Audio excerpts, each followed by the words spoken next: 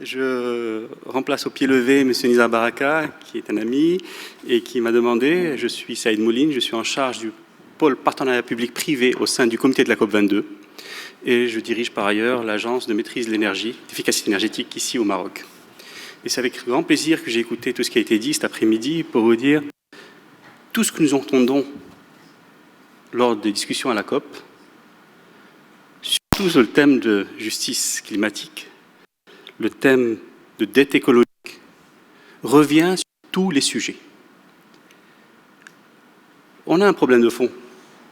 Des pays du Sud qui s'estiment, qui subissent les changements climatiques, et des pays du Nord responsables des changements climatiques.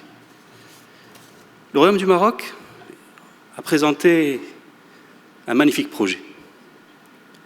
Et lorsqu'on a démarré le projet solaire au Maroc, ici, certains nous disaient un Marocain émet 7 fois moins de CO2 qu'un Européen, 10 fois moins qu'un Américain. Pourquoi, alors qu'on a des centrales au charbon, ne pas continuer à faire des centrales au charbon à un coût qui est pour notre économie acceptable? Il y a une vision derrière tout ça, une stratégie. Et ça répondra à plusieurs questions qui ont été posées tout à l'heure. Nous avons une stratégie pour les énergies renouvelables et une stratégie pour l'efficacité énergétique. Parce que la transition énergétique, c'est les deux axes qui sont aussi importants les uns que les autres. Et il fallait en mettre en place non seulement des projets, des objectifs centrales solaires, mais surtout des institutions, des acteurs qui allaient mettre en place des objectifs qui ont été fixés par le gouvernement pour atteindre 52% de la capacité électrique du Maroc d'origine renouvelable en 2030. Attirer des financements verts, créer une intégration industrielle au Maroc, créer de l'emploi lié à cela au Maroc. Nous sommes arrivés à des résultats aujourd'hui, et lorsqu'on parlait de la cherté, je crois qu'il y a une question sur la cherté des énergies renouvelables, où aussi bien dans le solaire que dans l'éolien, nous obtenons des résultats exceptionnels. Le dernier appel d'offres a donné un coût du kilowattheure de 3 centimes d'euros du kilowattheure. C'est pratiquement 2 fois moins cher que le charbon. Donc, on est dans un modèle nouveau. La transition énergétique est là. Et nous voyons qu'aujourd'hui, lorsque vous avez des stratégies, pas des projets, des stratégies, vous obtenez des résultats qui ont un impact économique, un impact social énorme. Lorsqu'on fait une centrale à Ouarzazate, ou à Midelt demain, ou un parc éolien à Tarfaya, ou à Tantan ou à Laayoune, nous développons des projets dans ces régions, en créant des emplois dans ces régions, et en utilisant de l'énergie pour ces régions. Donc, l'impact des renouvelables est autre que le volet seulement économique du prix, et tout l'impact social. Un autre impact important, lié au social, à la création d'emplois, c'est qu'aujourd'hui, avec cette vision, on arrive à faire financer ces projets par le secteur privé. Et c'est là où je disais, le secteur public doit jouer un rôle. Et pourquoi nous avons un comité dédié au partenariat public-privé au sein de la COP22? C'est parce qu'on pense, et c'est pour ça que le thème, quand j'ai lu l'économie à l'épreuve des ODD, des objectifs de développement durable, j'aurais préféré, ce n'est pas une épreuve pour l'économie. L'économie doit vivre cette transition. Elle doit vivre cette transition en vous écoutant tout à l'heure, tous ces points qui ont été soulevés. Je crois que dans certains secteurs, nous la vivons déjà, au nord et au sud. Nous avons vu l'an dernier presque 350 milliards de dollars investis dans les renouvelables dans le monde.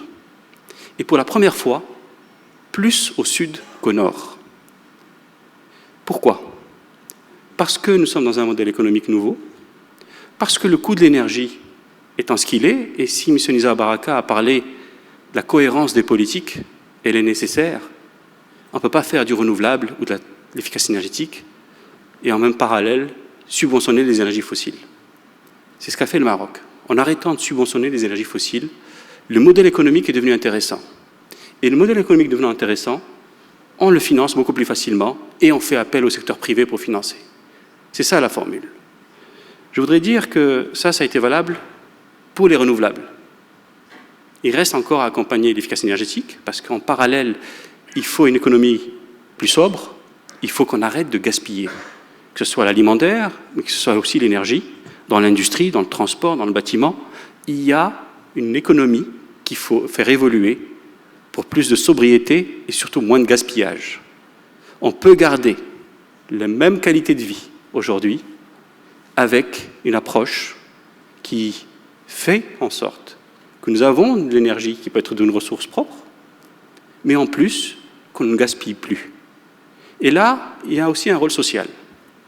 Parce que qui arrive à faire de l'économie d'énergie aujourd'hui? Les riches. Un pauvre n'a pas les moyens d'acheter un chauffe-eau solaire. Il va acheter un chauffe-eau à gaz ou un chauffe-eau électrique, beaucoup moins cher, mais il va payer tous les mois une facture énergétique. Un riche, lui, peut se le permettre. Nous sommes en train d'aider les agriculteurs marocains à switcher de pompes diesel aux pompes solaires. C'est possible aujourd'hui parce que nous avons arrêté la subvention au diesel. Le prix du diesel étant monté, il faut 4 ans pour un payback d'une pompe solaire. Avant, c'était 10 ans. Et nous avons mis en place des outils financiers pour accompagner les agriculteurs pour qu'ils s'équipent. Donc cette transition nécessite non seulement une politique volontariste, mais elle nécessite aussi une cohérence, donc arrêter de subventionner les énergies fossiles, et avec cela aider ceux qui sont vraiment dans le besoin pour s'équiper en appareils, en équipements qui consomment moins. C'est valable pour l'énergie. On a écouté M. Souheil tout à l'heure parler de l'agriculture. Et bien sûr, j'écoutais aussi avec plaisir avec ce concept d'économie solidaire, comment l'agriculture peut évoluer. On peut parler aussi de Pierre Rabhi pour l'agroécologie, on peut parler de beaucoup de choses. Il est nécessaire dans tous les secteurs. Et on l'a vécu que cette transformation de l'énergie, de l'économie, parce que c'est pour ça que je ne veux pas parler d'épreuves, c'est une transformation nécessaire qui a commencé dans un secteur, qui donne d'excellents résultats, qui crée de l'emploi nouveau, et c'est ce concept d'économie verte.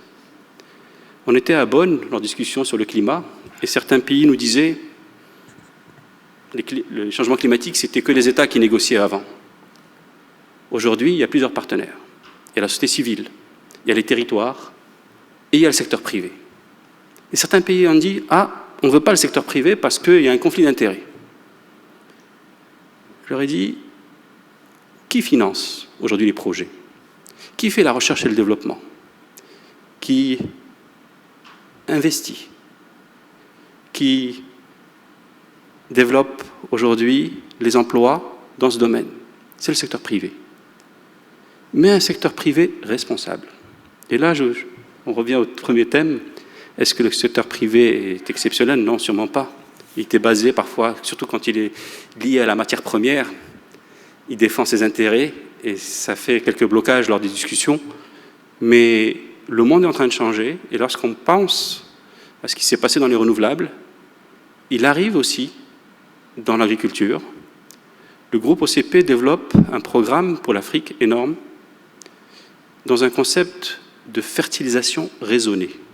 Ce n'est pas l'agroécologie, mais la fertilisation raisonnée, c'est, et M. Souheil l'a bien dit tout à l'heure, il est anormal qu'aujourd'hui un continent comme l'Afrique n'arrive pas à se nourrir.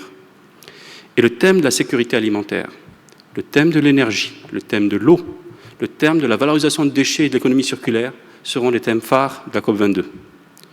Et pour revenir à cette fertilisation raisonnée, à ce concept, pour développer l'agriculture dans plusieurs pays, et en écoutant tout à l'heure parler du Mozambique pour l'agriculture et pourquoi ça n'a pas fonctionné, oui, l'approche nécessaire, et on l'a vécu ici, doit se faire avec les partenaires au Sud, avec les acteurs au Sud.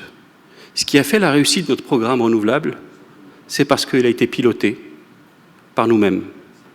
Et c'est un volet important pour tous les pays du Sud. C'est notre message qui a été fait aussi à Bonn, de dire lorsque on prend en chose les mains, que nous avons une bonne stratégie, une bonne gouvernance. Si nous avons obtenu 3 centimes d'euros du kilowattheure en éolien, c'est parce qu'il y avait un appel d'offres transparent, que nous avons eu 19 groupements du monde entier qui sont venus et qui ont financé un projet de plus que 1,4 milliard d'euros. Et nous avons obtenu ces prix-là. Ça montre que lorsque vous avez ces outils, et que cette politique, vous pouvez obtenir d'excellents résultats. Je dois faire une conclusion sur ce qui a été dit, mais je voulais passer ces messages parce que renforcement de capacité, c'est le point nécessaire, surtout au Sud, pour que ces outils, ces politiques se mettent en place. Transfert de technologie Nord-Sud. Si nous avons aujourd'hui des éoliennes au Maroc, 70% de ces éoliennes sont produites au Maroc. Ça s'est fait sur 10 ans, mais nous avons obtenu des résultats d'intégration industrielle. Nous avons commencé par l'EMA, par le câblage, par la génie civile, et aujourd'hui, nous inaugurons une unité qui va fabriquer les pales des éoliennes. C'est valable dans plusieurs pays. C'est possible de développer de l'industrie dans ce domaine, de créer des emplois dans ce domaine. Et c'est pour ça que ce n'est pas une épreuve, je reviens à ce thème, d'épreuve pour l'économie. Si des bonnes politiques, si la gouvernance est là, nous obtenons des résultats exceptionnels dans cette nouvelle économie verte, où tout le monde a y gagné, nord et sud. Je voudrais finir parce que lors de la COP22, nous allons organiser pour les patronats du Sud. Et j'ai une autre casquette qui est à la CGM, où je préside la commission énergie, climat et l'économie verte. C'est le patronat marocain. Nous invitons tous les patronats du Sud à être présents à la COP22 pour échanger à ce niveau, pour dire que le secteur privé du Sud doit aussi se mobiliser pour profiter pleinement de cette économie verte, créer des emplois au Sud et développer, avec le renforcement des capacités, et c'est ce que nous demandons aujourd'hui, principalement, plus que le financement, renforcement de capacités, transfert de technologie, parfois Sud-Sud, pas que Nord-Sud, mais Sud-Sud, parce que je peux vous assurer que dans les renouvelables, ce qui s'est passé en Asie est exceptionnel. Quand je disais que 350 milliards de dollars se faisaient chaque année dans les renouvelables, près de la moitié, et une grande partie, un tiers pratiquement, en Chine, en Inde aujourd'hui. Donc nous voyons qu'il y a des opportunités partout. Donc voilà les thèmes que je tenais à dire, et vous dire que sur cette approche, le rôle du public, le rôle du privé, tout le monde a sa mission, et je voudrais parler de transition et non de rupture. Tous les secteurs industriels, tous les secteurs économiques sont appelés, avec ce nouveau concept, d'être plus sobres. Oui, il faut arrêter le gaspillage. C'est la première des choses. Ensuite, d'utiliser les ressources renouvelables au maximum. Et on le voit de plus en plus, avec d'énormes projets qui touchent le citoyen ou qui touchent l'industriel, qui se mettent en place et qui se développent. Enfin, les outils et les opportunités au nord et au sud sont nécessaires parce que si on parle de justice climatique, je voudrais finir avec cela, ou de dette écologique, accompagner cette transition devrait être du ressort des financements qui doivent venir du Nord. Nous parlons lors de la COP de 100 milliards de dollars annuels à partir de 2020, du Nord vers le Sud. Il faut que cet argent, bien sûr, aille vers les projets, surtout d'adaptation. Et c'est là où il y a vraiment besoin, parce que lorsque des bonnes politiques sont menées au niveau de l'atténuation, nous obtenons des résultats et le secteur privé investit déjà. Voilà, je tenais à vous dire et vous remercier. Et en tout cas, j'espère que j'ai repassé les messages qu'il fallait. Merci.